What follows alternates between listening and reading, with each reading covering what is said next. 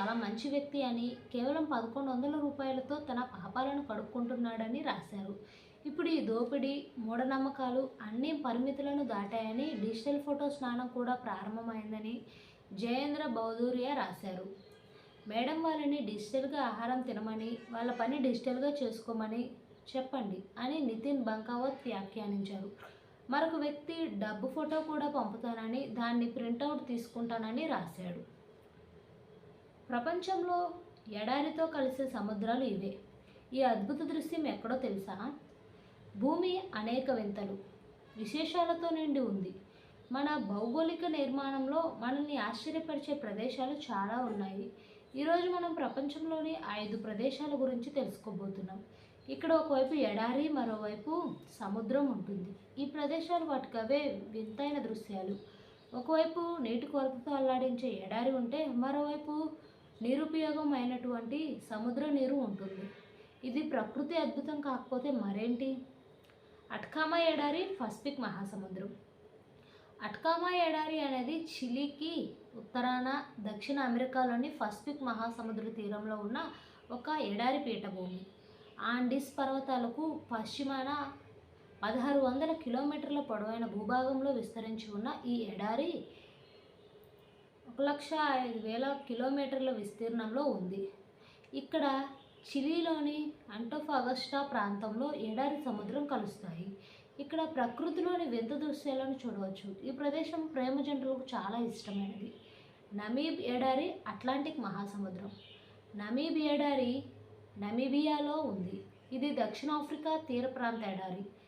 Namib అనే పేరు నామా అనే విక్టోరియాలోని సూర్యకిరణాల, దక్షిణ ఆస్ట్రేలియాలోని స్పెన్సర్ గల్ఫ్ నుండి ఉత్తర భూభాగంలోని బార్లికి టేబుల్ ల్యాండ్ మరియు పశ్చిమ ఆస్ట్రేలియాలోని కింబర్లీ ప్రాంతం వరకు విస్తరించి ఉంది. ఈ ఎడారి హిందూ మహాసముద్రంతో కలుస్తుంది. బయటపడ్డ మొదటి ఫారో సమాధి. అందులో ఏముందంటే 3,500 ఏళ్ల కిందటి రెండో తుట్మోస్ సమాధి ప్రవేశ ద్వారం. టుటంఖామన్ సమాధిని గుర్తించిన 100 ఏళ్ల తర్వాత పురాతన ఈజిప్ట్ చరిత్రను అధ్యయనం చేస్తున్న బృందం తొలిసారి ఫారో సమాధిని గుర్తించింది. ఈజిప్షియన్ 18వ రాజవంశంలో రెండో తుట్మోస్ సమాధి ఎక్కడ ఉందో ఇప్పటిదాకా తెలియదు. కానీ లక్సర్ నగరం సమీపంలోని తెబన్ నెగ్రోపోలిస్లోని పశ్చిమ లోయల్లో రెండో తుట్మోస్ సమాధిని బ్రిటన్, ఈజిప్ట్లకు చెందిన చరిత్రకారుల బృందం కనుక్కుంది. నిజానికి 18వ శతాబ్ద రాజ్యవంశ ఫారోల ఖనన నాటిక వాలీ ఆఫ్ ది కింగ్స్కు 2 కిలోమీటర్ల ఆవల ఉండవచ్చని పరిశోధకులు భావించారు. అయితే రాచరికపు మహిళలు విశ్రాంతి తీసుకునే ప్రాంతంలో సిబ్బంది ఈ సమాధిని గుర్తించారు. వారు శ్మశాన వాటికలోకి అడుగుపెట్టాక ఫారో సమాధులకు సంబంధించిన అలంకరణలు కనిపించాయి. వారు శ్మశాన వాటికలోకి అడుగుపెట్టాక పైకప్పు భాగం ఇప్పటికీ చెక్కు చెదరలేదు. దానికి నీలిరంగు వేసి ఉంది. దానిపై పసుపు రంగులో నక్షత్రాలను చిత్రీకరించారు. ఇలా నీలిరంగు పైకప్పు మీద పసుపు రంగు నక్షత్రాల చిత్రాలు కేవలం రాజుల సమాధుల్లోనే కనిపిస్తాయి అని ఈ mission field director doctor Pierce Litherland చెప్పారు. ఆ క్షణంలో తాను ఆనందంతో పొంగిపోయినట్లు BBC న్యూస్ అవర్ కార్యక్రమంలో డాక్టర్ పియర్స్ లిథర్లాండ్ చెప్పారు. నమీబ్ అనే పేరు నామా అనే పదం నుండి ఉద్భవించింది. దీని అర్థం భారీ ప్రదేశం.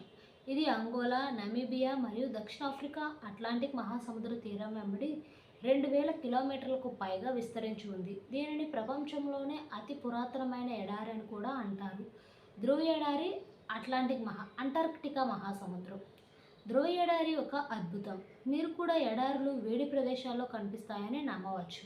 కానీ అంటార్కిటికా మహాసముద్రం, ధ్రువ ఎడారి కలిసే ఈ ప్రదేశం ప్రజల నమ్మకాలు తప్పు అని రుజువు చేస్తుంది. ఎందుకంటే ఈ ఎడారిలో చుట్టూ ఎటు చూసినా మంచుకొండలే కనిపిస్తాయి. దీని కారణంగా అక్కడ వాతావరణం కూడా చాలా చల్లగా ఉంటుంది. మరోవైపు ధ్రువ ఎడారి సముద్రాన్ని కలుస్తుంది.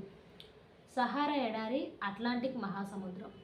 సహారా ప్రపంచంలోనే అతిపెద్ద వేడి ఎడారి. సహారా అనే పేరు ఎడారి అనే అరబిక్ పదం నుండి వచ్చింది. సహారా అంటే ఎడారి. ఇది ఆఫ్రికా ఉత్తర భాగంలో అట్లాంటిక్ మహాసముద్రం నుండి ఎర్ర సముద్రం వరకు 5,600 కిలోమీటర్ల పొడవున, సుడాన్కు ఉత్తరాన, అట్లస్ పర్వతాలకు దక్షిణాన 1,300 కిలోమీటర్ల వెడల్పుతో విస్తరించి ఉంది.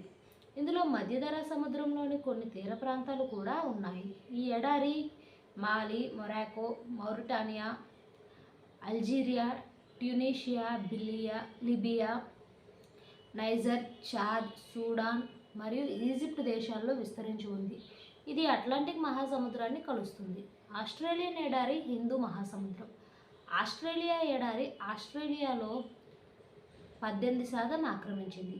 ఆస్ట్రేలియా ఖండంలో దాదాపు 35% భూభాగంలో వర్షపాతం చాలా తక్కువగా ఉండడంతో అది ఎడారిగా మారింది. ఈ ఎడారులు నైరుతి క్వీన్లాండ్, న్యూ సౌత్ వేల్స్లోని ఫార్ వెస్ట్ ప్రాంతం. మనం కనుక్కోగలమా లేదా అని అనుకుంటున్న దాన్ని ప్రత్యక్షంగా చూసిన తర్వాత కలిగే భావోద్వేగం అసాధారణంగా ఉంటుంది అని ఆయన అన్నారు. నేను లోపల నుంచి వచ్చిన తర్వాత నా భార్య బయట వేచి చూస్తుంది. ఆ సమయంలో నేను కన్నీటితో భావోద్వేగానికి గురయ్యాను అని లిథర్లాండ్ చెప్పాడు. తన పరిశోధనతో 18వ రాజవంశానికి చెందిన రాజుల సమాధులు ఎక్కడ ఉన్నాయనే గుట్టు వీడిపోయిందని ఆయన అన్నారు. రెండో తుట్మోస్ను 200 ఏళ్ల కిందట మమ్మీలాగా మార్చారు. అయితే అసలు సమాధి ప్రాంతం ఏదో ఇప్పటి వరకు గుర్తించలేదు. తాజా పరిశోధనతో రెండో తుట్మోస్ సమాధి ఎక్కడ ఉందో తెలిసిపోయింది.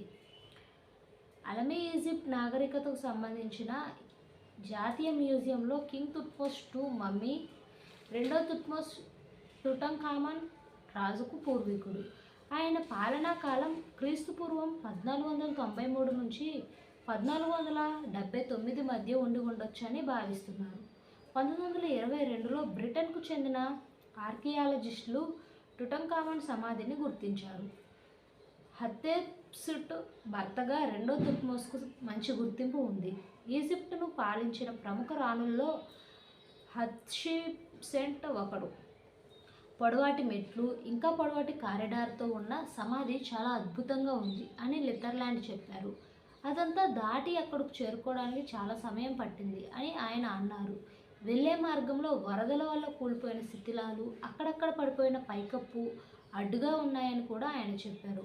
10 మీటర్లు పాక్కుంటూ వెళ్ళిన తరువాత పైన 40 సెంటీమీటర్ల ఖాళీ ఉంది. అక్కడ నుంచి శ్మశానంలోకి వెళ్ళాం అని లిథర్లాండ్ చెప్పారు. నీలిరంగులో ఉన్న పైకప్పు రాజులకు మాత్రమే పరిమితమైన అమ్దౌత్ అనే మతపరమైన వ్యాఖ్యలకు సంబంధించిన చిత్రాలను